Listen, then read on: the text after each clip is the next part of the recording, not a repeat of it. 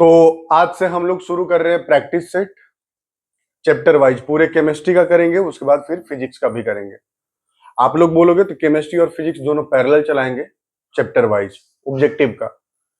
उसके बाद फिर इसी चैनल पर ये प्लान है कि हर चैप्टर का कंप्लीट बहुत कम समय वाला वन शॉट वीडियो लेकर आया जाए।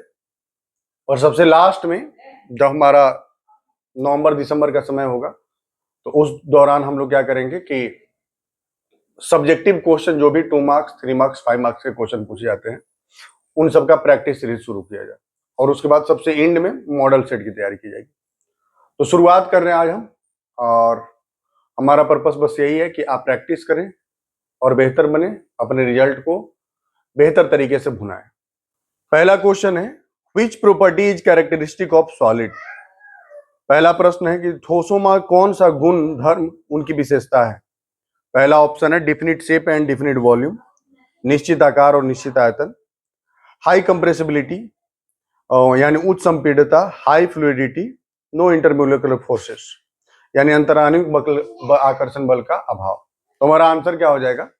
फर्स्ट ऑप्शन हमारा करेक्ट होगा, जो कि है निश्चित आकार एवं आयतन।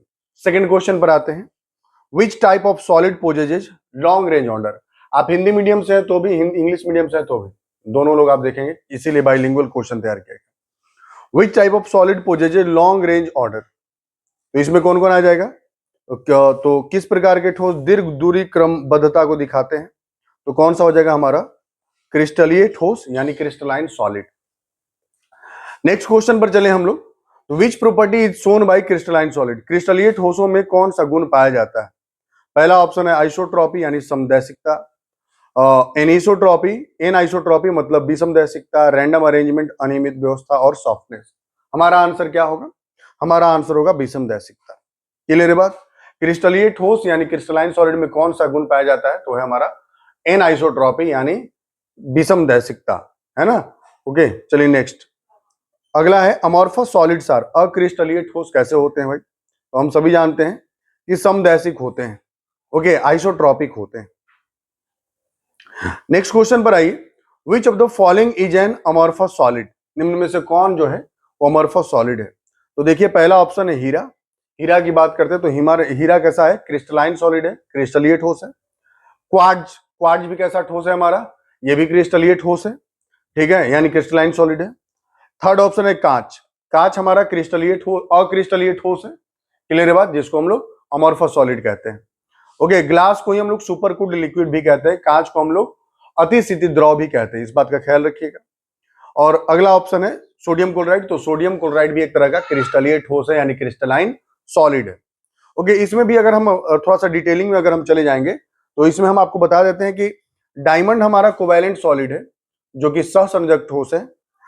क्वार्ट्ज हमारा, ये भी क्वार्ट्ज भी हमारा कैसा ठोस हो जाएगा? तो ये भी हमारा कोवैलेंट सॉलिड हो जाएगा यानी सहसंयोजक ठोस हो जाएगा।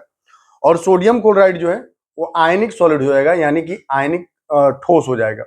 ठीक है, तो ऐसे ऑप्शंस का भी थोड़ा थोड़ा डिटेलिंग हम करते चलेंगे आपके साथ। चलिए अगला क्वेश्चन है, diamond is an example of. हीरा किस प्रकार का उदाहरण है? तो आप सभी जानते हो कि हीरा जो है वो कार्बन का अपरूप है, और कार्बन के जो भी इलेक्ट्रॉन होते हैं वो चारों इलेक्ट्रॉन कार्बन के वो इस प्रकार से चतुष्फलकीय यानी टेट्राहेड्रल शेप में एक दूसरे से बंधे होते हैं। ठीक है, तो हीरा में कोई भी फ्री इलेक्ट्रॉन प्रेजेंट नहीं होता है, यानी फ्री इलेक्ट्रॉन, स्वतंत्र इलेक्ट्रॉन की उपस्थिति नहीं होती है, और इसी कारण से हीरा कठोर भी होता है और हीरा विद्युत का कुचालक हो जाता है। और वहीं जब हम लोग बात करते हैं हम लोग किसकी बात करें? अगर हम लोग बात करते हैं ग्रेफाइट की, तो ग्रेफाइट में क्या होता है? तो ग्रेफाइट में ये होता है कि हर कार्बन जो है वो 4 इलेक्ट्रॉनों में से सिर्फ 3 इलेक्ट्रॉन के साथ बॉन्ड करता है, और इसका जो चौथा इलेक्ट्रॉन है वो क्या रहता है? स्वतंत्र रहता है। और इसी कारण से हमारा ग्रेफाइट जो है वो विद्युत का क्या बन जाता है? सुचालक बन जाता है, और हमारा ग्रेफाइट मुलायम होता है। आइए डिटेलिंग देने के बाद अब आइए क्वेश्चन पर। आयनिक ठोस, पहला ऑप्शन है आयनिक ठोस। तो देखो नॉर्मल सी बात है कि हीरा के अंदर में इलेक्ट्रॉन साझा करके आबंध है तो सहसंयोजक यानी कोवैलेंट बॉन्ड होगा, और जहां कोवैलेंट बॉन्ड पाया जाता है उसको हम लोग कहते हैं सहसंयोजक ठोस। तो यहाँ पर सहसंयोजक यानी कोवैलेंट बॉन्ड पाया जाएगा तो ये कोवैलेंट सॉलिड हो जाएगा। पहला ऑप्शन है आयनिक सॉलिड। आयनिक सॉलिड में कौन सा बॉन्ड पाया जाता है भाई? तो आयनिक सॉलिड में पाया जाता है हमारा कौन सा, आयनिक सॉलिड में कौन सा पाया जाता है? तो आयनिक बॉन्ड पाया जाता है, यानी कि आयनिक आबंध पाया जाता है। ठीक है, उसके बाद मॉलिक्यूलर सॉलिड, तो मॉलिक्यूलर सॉलिड में कौन सा बल पाया जाता है? तो वांडरवाल बल पाया जाता है ना, वांडरवाल फोर्सेस पाए जाते हैं, वांडरवाल बल पाया जाता है। कोवैलेंट सॉलिड की बात करेंगे तो इस कोवैलेंट सॉलिड यानी सहसंयोजक ठोस, तो इसी का यही हमारा सही करेक्ट आंसर हो जाएगा। हमारा हीरा जो है वो कैसा है? तो वह एक सहसंयोजक ठोस है। लास्ट है मेटालिक सॉलिड, तो मेटालिक सॉलिड में कौन सा पाया जाता है? तो धातुई आबंध पाया जाता है, जिसको हम लोग मेटालिक बॉन्ड कहते हैं। क्लियर होगी बात? चलिए आगे चलें। अगला क्वेश्चन है क्वेश्चन नंबर 7, कह रहा कि आइस इज एग्जांपल ऑफ, बर्फ किस प्रकार के ठोस का उदाहरण है? तो बर्फ देखिए फिर से बर्फ है, तो बर्फ मतलब H2O, तो H2O एक H2O दूसरे H2O के साथ अट्रैक्ट हो रखा होगा। तो जब दो अणु के बीच में आकर्षण बनता हो, दो मॉलिक्यूल के बीच में आकर्षण बना हो, यानी वे ठोस जो अणु से बने हुए हो, उनको हम लोग नाम क्या देते हैं? Molecular solid. ठीक है ना, यानी आणविक ठोस। और आणविक ठोस में भी हम लोग कितने प्रकार पढ़े थे? 3। एक था ध्रुवीय आणविक ठोस यानी पोलर मॉलिक्यूलर सॉलिड, एक था अध्रुवीय आणविक ठोस जिसको नॉन पोलर मॉलिक्यूलर सॉलिड कहते हैं, और एक था हाइड्रोजन आबंधित। तो आपको बता दें कि हाइड्रोजन आबंध 3 जगहों पर बनता है, FON, यानी कहीं पर फ्लोरीन है, ऑक्सीजन है और नाइट्रोजन है, तो समझ जाइएगा कि वहां पर हाइड्रोजन आबंध का निर्माण होगा। जब H2O की बात करें तो यहाँ ऑक्सीजन है, और इसी कारण से हम कहेंगे कि यहाँ पर हाइड्रोजन आबंध की उपस्थिति होगी। तो हमारा आंसर क्या हो जाएगा? Hydrogen bonded molecular solid. ठीक है, आयनिक सॉलिड का उदाहरण क्या हो जाएगा? तो देखो लिख देते हैं, NaCl हो जाएगा, MgCl2 हो जाएगा, CaCO3 हो जाएगा, MgO हो जाएगा। ये सभी किसके उदाहरण हो जाएंगे? आयनिक सॉलिड के उदाहरण हो जाएंगे। ठीक है, इसके बाद आइए मेटालिक सॉलिड पर, यानी धातुई ठोस पर। तो धातुई ठोस के उदाहरण में जितने भी धातु आप जानते हो, चाहे वो सोडियम हो, मैग्नीशियम हो, कैल्शियम है, अल्युमिनियम है, ये सब मेटालिक सॉलिड यानी धातुई ठोस के उदाहरण है।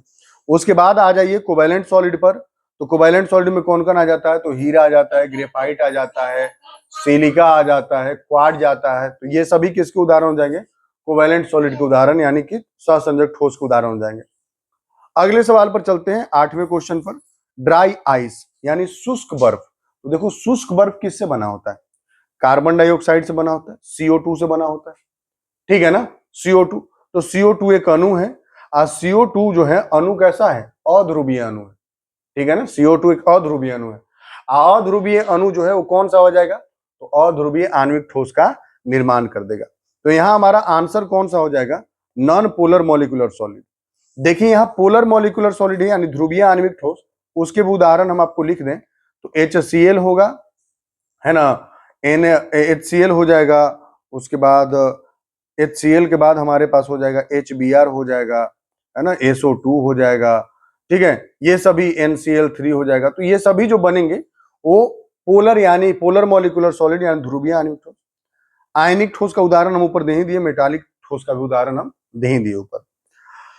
9 नंबर क्वेश्चन पर चलिए, सोडियम क्लोराइड किस प्रकार का ठोस है? अभी तुरंत हम आपको बताएं कि किस प्रकार का ये ठोस है। तो सोडियम क्लोराइड हमारा आयनिक ठोस है ना, आयनिक ठोस, आयनिक सॉलिड है। अगला है, graphite conduct electricity because of, graphite विद्युत का सुचालक किस कारण से होता है? तो उसके अंदर क्या होता है? आपका अकेला इलेक्ट्रॉन होता है ना, स्वतंत्र इलेक्ट्रॉन होता है, डीलोकलाइज्ड इलेक्ट्रॉन होता है, विस्थापित इलेक्ट्रॉन होता है।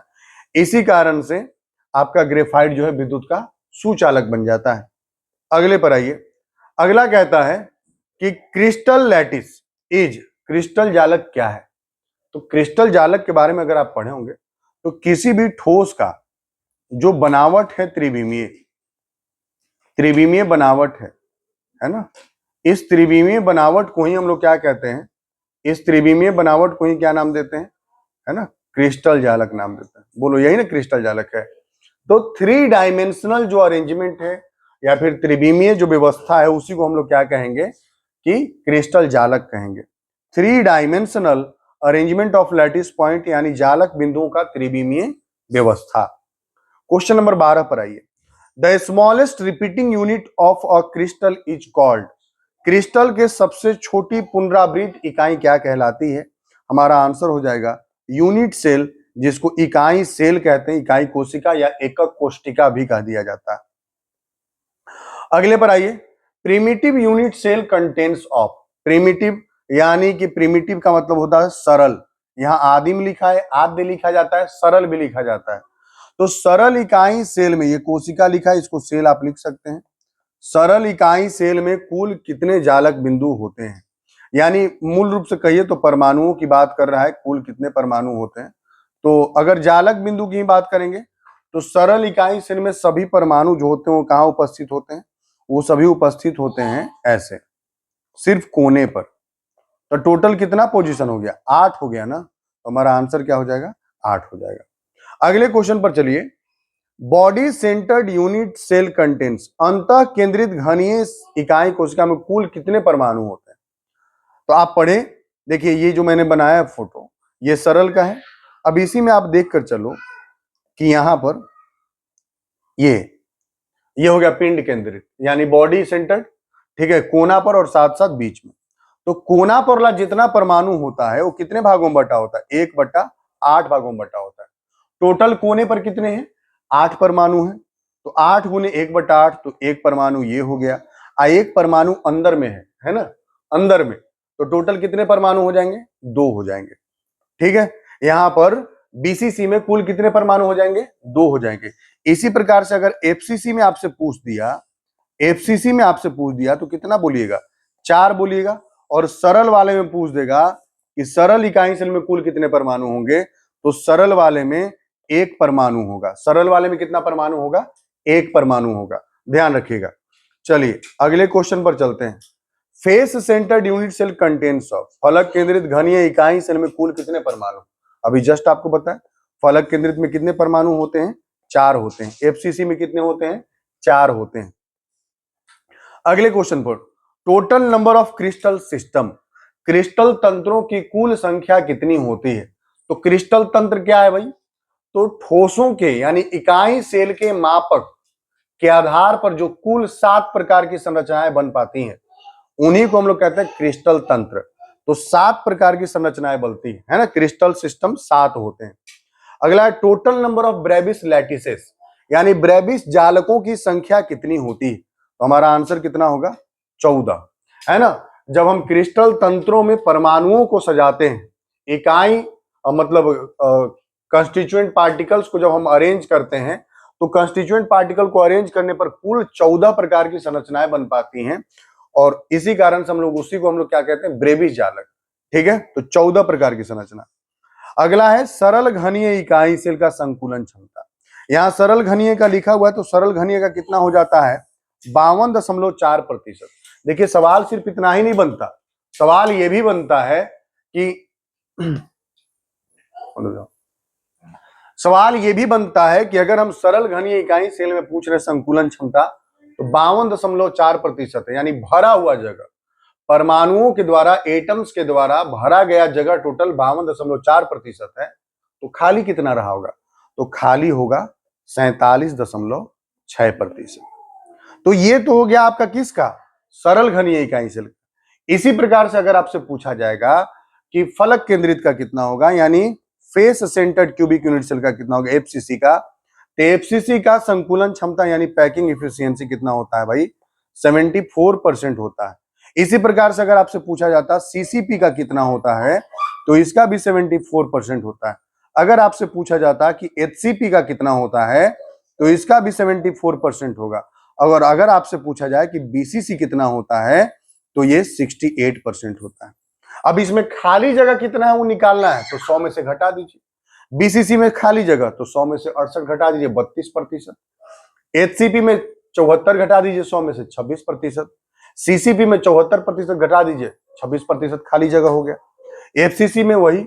तो ऐसे खाली जगह निकालना हो तो संकुलन क्षमता का जो प्रतिशत है उसमें से उसको 100 में से घटा दीजिएगा, आपका हो जाएगा। 19 नंबर क्वेश्चन पर चलते हैं। पैकिंग इफिशियंसी ऑफ बीसीसी, अभी जस्ट आपको हम बताया कितना हो जाएगा, 68%। खाली जगह कितना प्रतिशत होगा, 32%। ठीक है, empty space 32%। Packing efficiency of FCC कितना प्रतिशत हो जाएगा, 74%। और खाली जगह कितना हो जाएगा, 26%। क्लियर है बात। Next, Which arrangement follows AB stacking? AB संस्तरण या पैकिंग किस में पाया जाता है? तो देखिए HCP में AB पाया जाता है। आज CCP में कौन पाया जाता है? तो CCP में पाया जाता है ABC। CCP में कौन पाया जाएगा? ABC। CCP में ABC। HCP में AB। अगले पर आइए, यहां देखिए लिखा हुआ है कि ABC स्टैकिंग यानी किसमें ABC सजावट पाया जाएगा? हमारा आंसर हो जाएगा CCP। CCP का ही एक और रूप माना जाता है किसको? FCC को। ध्यान रखिएगा, आपसे पूछा जा सकता है यह सवाल कि FCC का एक और रूप कौन सा है? वहां ऑप्शन रहेगा HCP रहेगा CCP। दोनों का पैकिंग एफिशिएंसी यानी कि संकुलन क्षमता समान है। FCC का भी 74%, देखिए यहां लिखे थे हम, FCC का भी 74, CCP का भी 74, HCP का भी 74। तो दिमाग में आएगा कि भाई सबका तो 74 है तो सब तो सेम है, लेकिन नहीं, FCC के जैसा कौन है? CCP, याद रखना है। चलिए अगले सवाल पर चले। Coordination number of simple cubic is, तो सिंपल क्यूबिक का कोऑर्डिनेशन नंबर कितना होगा? तो सिंपल क्यूबिक में यानी सरल घनीय में कोना पर होता है, एक कोना पर परमाणु कितने कोने से जुड़ा होता है? 8 से। तो संकुल इसका कोऑर्डिनेशन नंबर यानी समन्वय संख्या या उप सहसंयोजन संख्या भी कहते हैं, कितना हो जाएगा? 8 हो जाएगा। BCC का समन्वय संख्या, तो भाई BCC में कहां उपस्थित होता है परमाणु? नीचे होता है, बीच में होता है। 4 ऊपर से और 4 कहां से? नीचे से। समझो बात को, ऐसे ही ना करोगे। देखो तो ये देखो, ये 8 कोना पर है, तो 4 ऊपर है 4 नीचे, आई बीच में, तो 8। इसमें भी कितना हो जाएगा? 8 हो जाएगा हमारा। ठीक है, अगले पर चलिए। FCC का समन्वय संख्या कितना है? FCC का समन्वय संख्या कितना हो जाएगा? ठीक है, तो FCC का देखिए यहां पर, अगर इसका फोटो अगर हम लोग बना लें,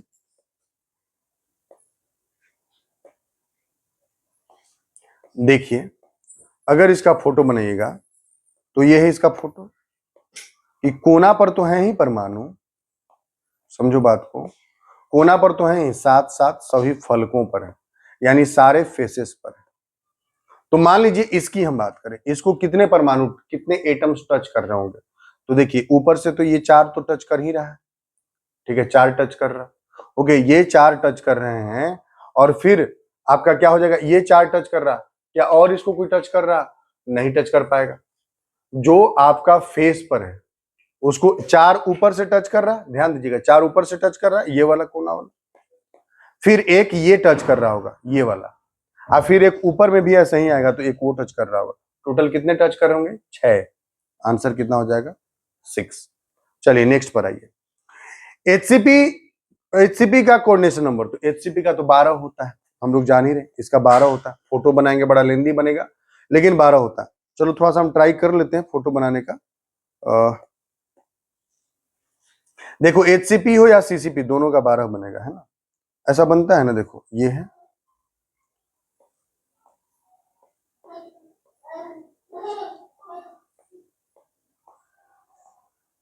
ऐसा बनता है एक ऊपर, तो ये बीच वाले को कितने टच कर रहा है? 1 2 3 4 5 6, 6 टच कर रहे हैं। ऐसे ही 3 नीचे होता है और 3 ऊपर होता है, तो 6 6 कितना हो जाएगा? नीचे वाला 3, ऊपर वाला 3, ये टच कर रहा होगा इसको, तो 6 6 कितना हो जाएगा? 12 हो जाएगा।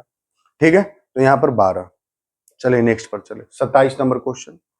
एक बीमीय, है ना, एक बीमीय संकुलन में समन्वय संख्या कितना होता है? एक बीमीय का मतलब क्या है? कि एक रो के अलोंग एटम्स का अरेंजमेंट है, ऐसे एक रो के अलोंग अरेंजमेंट है। टोटल कितने, बोलो कितने हो गए? तो यहाँ पर किसी भी बीच का उठा करके देख लेना है हम लोगों को। तो इसका मान लीजिए इसको कितने एटम टच कर रहे हैं? किधर से टच कर रहा है, किधर से टच कर रहा है? 2 ही टच कर रहे हैं, तो समन्वय संख्या कितना हो जाएगा? 2 हो जाएगा, यानी कोऑर्डिनेशन नंबर कितना हो जाएगा? 2 हो जाएगा। 28 क्वेश्चन पर चलते हैं कि in square close packing coordination number is. Square close packing किसको कहते हैं भाई? तो जिसमें एटम्स बिल्कुल एक दूसरे को क्या हो, सामने, आमने सामने, आमने सामने, इसी को कहते हैं स्क्वायर क्लोज पैकिंग, है ना? अब इसको कितने एटम टच कर रहे हैं, आप गौर करो, इसको कितने एटम टच कर रहे हैं? इस एटम को 1 2 3 4, 4 एटम टच कर रहा है। तो इसका कोऑर्डिनेशन नंबर यानी उप ससंयोजक संख्या भी कितना हो जाएगा, 4 हो जाएगा। अगले पर चलिए, इन हेक्सागोनल क्लोज पैकिंग यानी HCP जो 2 डायमेंशन में होगा 2D में, तो उसका कोऑर्डिनेशन नंबर कितना होगा। तो इसका अगर फोटो बनाइएगा तो देखिए यहाँ इस पे, यहाँ चलो यहाँ बनाते हैं, देखो छोटा छोटा बना देते हैं ये, फिर चलो अगले कलर से बनाते हैं।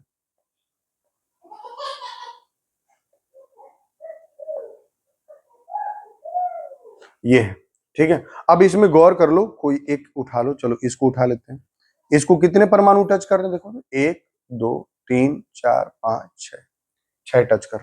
तो कोऑर्डिनेशन नंबर इसका कितना हो जाएगा, 6 हो जाएगा। समन्वय संख्या कितना हो जाएगा, 6 हो जाएगा। आइए 30 नंबर क्वेश्चन पर, which crystal has the highest packing efficiency. सबसे ज्यादा किसमें होता है, एफसीसी में होता है या एचसीपी में होता है या सीसीपी में होता है, 74%।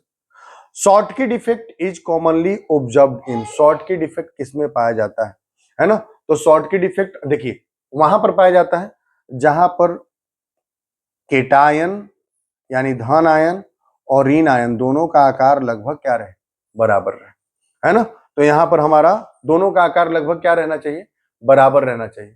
वहीं पर हमारा क्या होगा कि शॉर्ट की डिफेक्ट पाया जाएगा।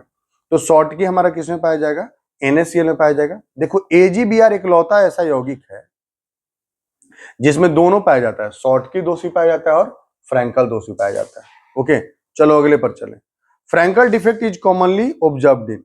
तो फ्रैंकल डिफेक्ट किसमें पाया जाएगा हमारा, तो ये पाया जाएगा AgCl के अंतर्गत, ठीक है ना। AgCl के अंतर्गत जहां पर केटायन का आकार छोटा हो और एनायन का आकार क्या हो, बड़ा, यानी कि धनायन का आकार छोटा और ऋणायन का आकार बड़ा। चलिए नेक्स्ट पर चले हम लोग। अब है हमारे पास शॉर्ट की डिफेक्ट कॉजेज, शॉर्ट की डिफेक्ट से क्या प्रभाव पड़ता है। शॉर्ट की डिफेक्ट का अगर थोड़ा सा हम लोग व्याख्यान कर लें यहाँ पर, तो शॉर्ट की डिफेक्ट क्या होता था, हम एक पेज लेकर के आपको बता देते हैं। देखिए ये होता था शॉर्ट की डिफेक्ट, मान लीजिए ये हमारा पूरा क्रिस्टल है, पूरा क्रिस्टल है मानकर चलो ये, तो इस क्रिस्टल में ठीक है minus plus minus plus minus plus minus plus minus plus minus plus minus plus minus plus, ये होता था, है ना। तो यहां से क्या हो जा रहा है, देखो हम शॉर्ट में समझाने की कोशिश कर रहे हैं आपको, ताकि आप जल्दी जल्दी प्रैक्टिस कर सके। यही ना संरचना, आयनिक ठोस का संरचना ये बनेगा। तो इसमें होता क्या है ना कि केटायन और एनायन बराबर संख्या में अपने जगह को छोड़ करके यहां से निकल जाते हैं। तो यहां से Cl मान लो माइनस निकल गया, फिर एगो प्लस भी निकल गया, प्लस भी निकल गया। तो बताइए, तो यहां से अगर चीजें निकल गई हैं तो द्रव्यमान तो कम होगा, मास तो कम हो जाएगा, और जब मास घटेगा तो डेंसिटी घट जाएगा, यानी घनत्व भी घट जाएगा, है ना। तो यहाँ पर शॉर्टकी दोष के कारण घनत्व क्या हो जाता है, घट जाता है। शॉर्टकी दोष के कारण घनत्व क्या होता है, घट जाता है, घट जाता है, ठीक है। लेकिन फ्रैंकल दोष के कारण कोई प्रभाव नहीं पड़ता है, समझ लो क्यों, क्योंकि यहाँ पर प्लस है और यहाँ पर मान लो माइनस है और यहाँ पर प्लस है। तो इसमें होता क्या है, बस प्लस अपने जगह से हटेगा और हट करके यहाँ आ जाएगा, यहाँ आ जाएगा। तो क्या डेंसिटी पर कोई प्रभाव पड़ा, कोई चीज क्रिस्टल से बाहर नहीं ना निकला, नहीं निकला तो द्रव्यमान नहीं बदला, और द्रव्यमान नहीं बदला तो घनत्व में भी परिवर्तन नहीं होगा। चलिए अगले सवाल पर चले। 35 नंबर सवाल कह रहा है कि F centres are responsible for, F centre है ना, एफ सेंटर, अच्छा इसका आंसर कर लेते हैं, डू नॉट चेंज डेंसिटी, है ना, डेंसिटी घनत्व पर कोई प्रभाव नहीं पड़ता।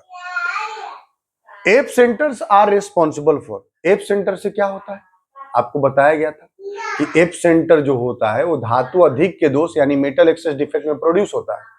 और उसमें क्या कहानी होता है कि जो भी हमारे पास है ना, उसमें क्या होता है कि जो हमारे पास मतलब क्रिस्टल होता है उसके अंदर से ऋण आयन निकल जाता है, लेकिन उसका इलेक्ट्रॉन वहीं पर फंसा रहता है, और उसी इलेक्ट्रॉन के कारण कलर प्रोड्यूस होता है, रंग उत्पन्न हो जाता है, ठीक है।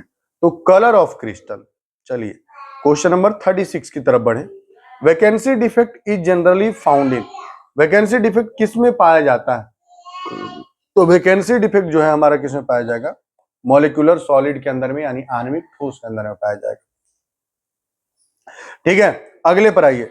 Interstitial defect is produced due to, अंतराकाशी दोष किसके कारण उत्पन्न होता है?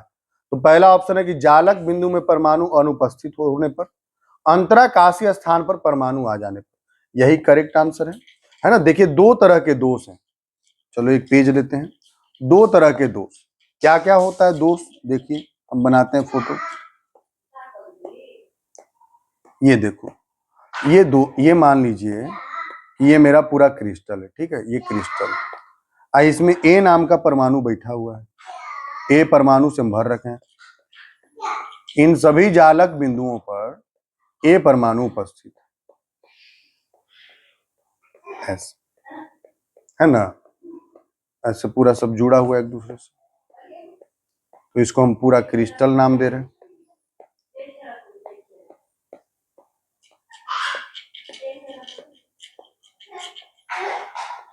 ठीक, अब जब हम रिक्तिका दोष की बात करेंगे तो रिक्तिका दोष में क्या होता है?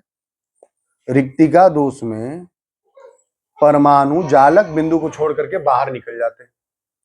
लेकिन जब हम बात करेंगे अंतराकाशी दोष की, तो अंतराकाशी दोष में यहां तो रहेगा ही परमाणु, अंतराकाशी स्थानों पर भी परमाणु आ जाएगा, यहां भी आ गया, तो हम कहेंगे कि अंतराकाशी दोष। तो अंतराकाशी दोष के कारण जो है, अंतराकाशी अपने जालक बिंदु से या फिर जालक बिंदु पर एक और एक्स्ट्रा परमाणु आ जाएगा, तो हम उसको कहेंगे अंतराकाशी दोष। चलिए अगले सवाल पर चलें। क्वेश्चन नंबर 38 की बात करते हैं। यह कह रहा है कि metal excess defect due to anion vacancy produces, ऋणायन रिक्ति के कारण धातु अधिक के दोष बनने पर क्या उत्पन्न होता है? हमारा आंसर हो जाएगा एफ केंद्र, एफ सेंटर।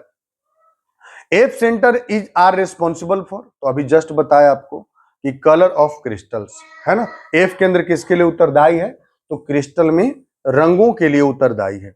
अगला क्वेश्चन, क्वेश्चन नंबर 40 कह रहा है कि sodium chloride crystal becomes yellow due to, sodium chloride में क्रिस्टल पीला होने का कारण क्या है?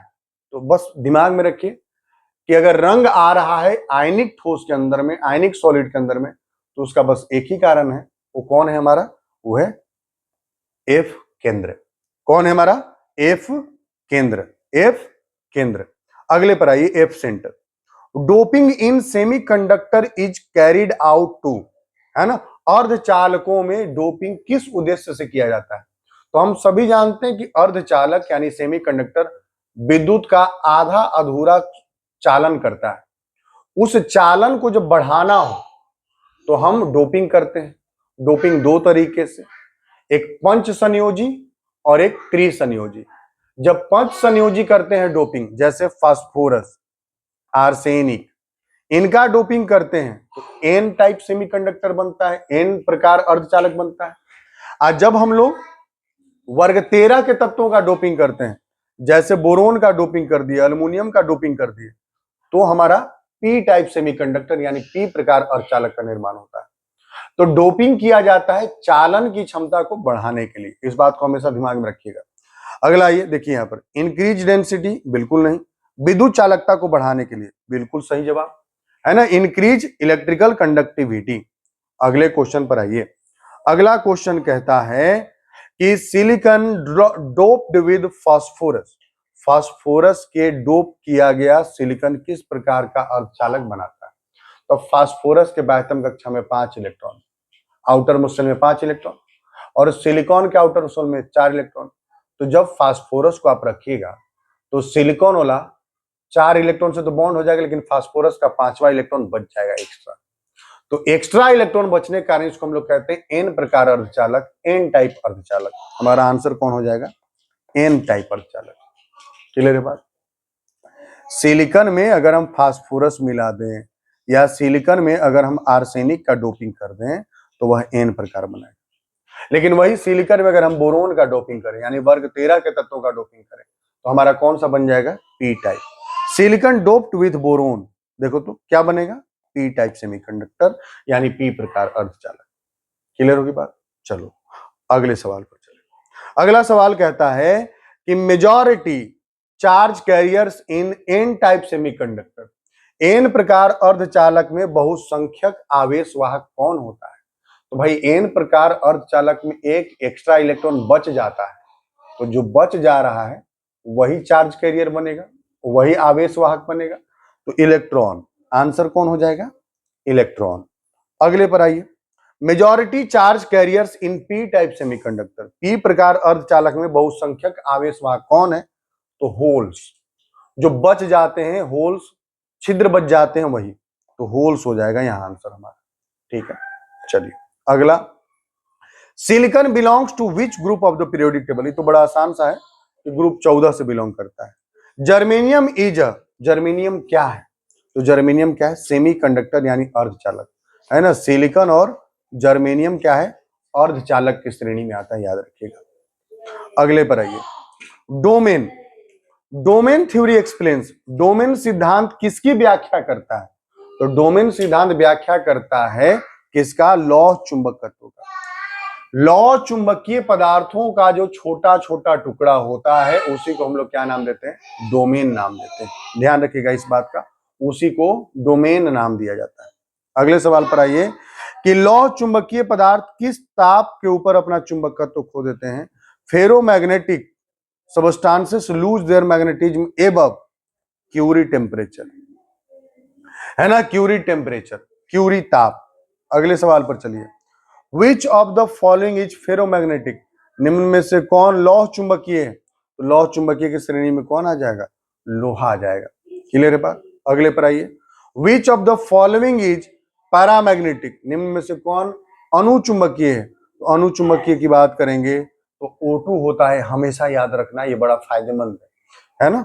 अगले सवाल पर, which of the following is diamagnetic? निम्न में से कौन डाईमैग्नेटिक है? हमारा आंसर हो जाएगा सोडियम क्लोराइड, यानी प्रति चुंबकीय जो है वो कौन है हमारा? Sodium chloride. Anti ferromagnetic substance becomes paramagnetic एवं, तो इसमें जो है, इसमें देखिए यहां पर नील ताप। जब क्यूरी ताप की हम बात करते हैं तो क्यूरी ताप में क्या होता है कि कोई भी जो प्रति चुंबक जो लौह चुंबकीय ठोस होता है वो अनुचुंबकीय बन जाता है। ठीक है, चलिए अगला, फेरी मैग्नेटिज्म इज ऑब्जर्व्ड इन, तो फेरी मैग्नेटिज्म किसमें होगा? Fe3O4 के अंदर में, यानी फेरी चुंबकत्व Fe3O4 के अंतर्गत होगा। Graphite is soft because, graphite soft क्यों होता है? तो उसके पास स्वतंत्र इलेक्ट्रॉन होता है जिसके कारण उनका जो परत बनता है उस परत में मजबूत आकर्षण लगता नहीं, तो इसी कारण वो मुलायम बन जाते हैं। तो weak van der Waals forces exist between layers, परतों के बीच कमजोर वांडरवाल होते हैं इसी कारण से। अगला क्वेश्चन है, डायमंड इज एक्सट्रीमली हार्ड, कठोर क्यों है? वही कि सतह के बीच में मजबूत आकर्षण होगा, है ना, और एकदम मजबूत स्ट्रक्चर, क्योंकि चारों इलेक्ट्रॉन बराबर संख्या में साझा हो जा रहा। तो त्रिविमीय सहसंयोजक जालक, यानी कि it has a 3 dimensional covalent network. Coordination number of sodium chloride crystal is, है ना, सोडियम क्लोराइड क्रिस्टल का समन्वय संख्या कितना होता है? तो सोडियम क्लोराइड का कितना हो जाएगा हमारा? तो इसका हो जाएगा 6:6।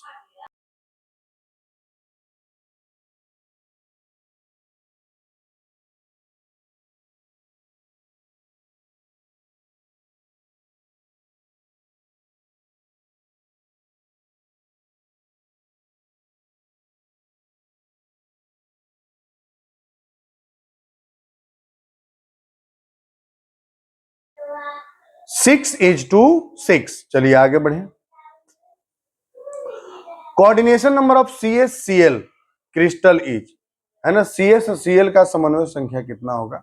तो CsCl का जो समन्वय संख्या होता है ये आपका 8 होता है ना। अगला, जिंक ब्लेंड का समन्वय संख्या कितना है? तो जिंक ब्लेंड का समन्वय संख्या कीजिएगा तो ये भी 8 होगा, है ना, ये भी 8 हो जाएगा। अगले सवाल पर चलिए, क्वेश्चन नंबर 60 पर आ जाइए। ये कहता है कि number of tetrahedral voids, number of tetrahedral voids in an FCC crystal containing n atoms. ठीक है, n परमाणु वाले FCC क्रिस्टल में चतुष्फलकीय रिक्तियों की संख्या कितनी होगी?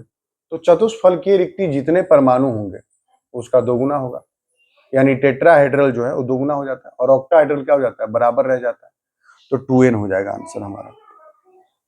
अगले पर आइए कि number of octahedral voids in an FCC crystal containing n atom, octahedral तो बराबर हो जाता है, जितना परमाणु जितना एटम उतना ही ऑक्टाहेड्रल को है, आंसर हो जाएगा N। आइए अगले क्वेश्चन पर चलें।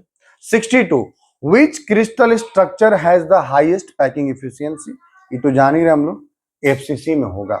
FCC का संकुलन क्षमता क्या होता है, सबसे ज्यादा होता है, ठीक है। अभी तुरंत हम लोग बनाए थे, इसका 52.4 था, इसका 68% था, और इसका कितना था, 74%। Which crystal defect decreases the density of an ionic crystal, है ना, कौन सा क्रिस्टल दोष आयनिक क्रिस्टल का घनत्व कम कर देता है, आंसर कौन सा है, शॉर्टकी दोष यानी शॉर्टकी डिफेक्ट। फ्रैंकल डिफेक्ट के कारण घनत्व पर कोई प्रभाव नहीं पड़ता है। चलो next, which defect does not change the density of a crystal, है ना, कौन सा दोष क्रिस्टल के घनत्व को परिवर्तित नहीं करता है, कौन सा है हमारा, फ्रैंकल डिफेक्ट, फ्रैंकल दोष। अगला question, electrical conductivity of semiconductor increases by, electrical conductivity is increases by, तो कैसे कैसे होता है, डोपिंग के द्वारा। अर्धचालक में क्या करते हैं, डोपिंग करते हैं, अशुद्धि, है ना, अपमिश्रण इसको कहते हैं हिंदी में। 66 question, which type of solids are generally good conductor of electricity, किस तरह का, तो मेटालिक सॉलिड बहुत अच्छा चालक होता है, धातु ही ठोस, धातु चालक है ना, अच्छा चालक होता है। अगला, which of the following is a covalent network solid, निम्न में से कौन एक कोवेलेंट नेटवर्क सॉलिड है, तो आंसर हमारा कौन हो जाएगा, डायमंड, है ना। आइस यानी बर्फ कैसा है, तो ये तो मेटालिक है, यानी सॉरी ये मॉलिक्यूलर है, यानी कि आणविक ठोस है। सोडियम क्लोराइड आयनिक है, और आयोडीन कैसा, ये भी मॉलिक्यूलर यानी कि आणविक है। अगले क्वेश्चन पर चलें 68 में, विच type of solid has the highest melting point, किस प्रकार के ठोस का गलनांक सामान्यतः सबसे अधिक होता है, आंसर कौन हो जाएगा हमारा, कोवेलेंट सॉलिड यानी सहसंयोजक ठोस, इसका सबसे ज्यादा होता है। इसके बाद आइए अगले क्वेश्चन पर, which of the following is an ionic crystal, निम्न में से कौन एक आयनिक क्रिस्टल है, तो हमारा आंसर हो जाएगा NaCl, ठीक है। हम लोगों ने टोटल 69 क्वेश्चन किए और बड़े ही हर टॉपिक को टच करते हुए सिलेक्टेड क्वेश्चन लिखा। मैं चाहता हूं कि मैं इसी तरीके से आपके लिए पूरे चैप्टर का क्वेश्चन लाऊं और आपका प्रैक्टिस कराऊं, फिर लास्ट में और बड़े लेवल पर प्रैक्टिस कराया जाएगा, पूरे चैप्टर का वन लाइनर कराया जाएगा, ताकि आप अपने एग्जाम में जब बैठे तो एकदम निश्चिंतता के साथ बैठे। बाकी अगर आपको मेरी मेहनत सार्थक लग रही हो तो चैनल को जरूर सब्सक्राइब करेंगे, और एक काम आपको जरूर करना है, शेयर जरूर करना है। ये मेरे ऊपर फेवर हो सकता है आपके तरफ से, क्योंकि आप शेयर करेंगे, लोगों तक पहुंचेगा, लोग जानेंगे, इसका प्रोबेबली फायदा मुझे होगा, और मैं उसके लिए मेहनत भी कर रहा हूं। तो मैं ये चाहता हूं कि आप इसे शेयर करें, ज्यादा से ज्यादा शेयर करें, आप अपने व्हाट्सएप स्टेटस में लगाएं, उन लोगों तक शेयर करें जिन्हें इस तरह के वीडियो का रिक्वायरमेंट है, जो प्रैक्टिस चाहते हैं। और ये कुछ सॉलिड क्वेश्चन, ऐसा नहीं कि किसी गाइड का है, किसी क्वेश्चन बैंक का है, सेल्फ मेड जो क्वेश्चन होते हैं वो है, और यहीं से क्वेश्चन आपके एग्जाम में आते हैं। एक टीचर का एनालिसिस और बाकी पब्लिकेशंस जो हैं वो बस छापे जा रहे, तो वहां से ज्यादा आपका फायदेमंद ये क्वेश्चंस आपके लिए होंगे, ठीक है। मिलते हैं अगले लेक्चर में सेकंड चैप्टर के टॉपिक के साथ, ऑब्जेक्टिव क्वेश्चन के साथ। जब मैं ऑब्जेक्टिव क्वेश्चन को कंप्लीट कर लूंगा, फिर आपके लिए मैं सब्जेक्टिव क्वेश्चन का सीरीज लेकर आऊंगा, ठीक है। मिलते हैं नेक्स्ट लेक्चर में, थैंक यू।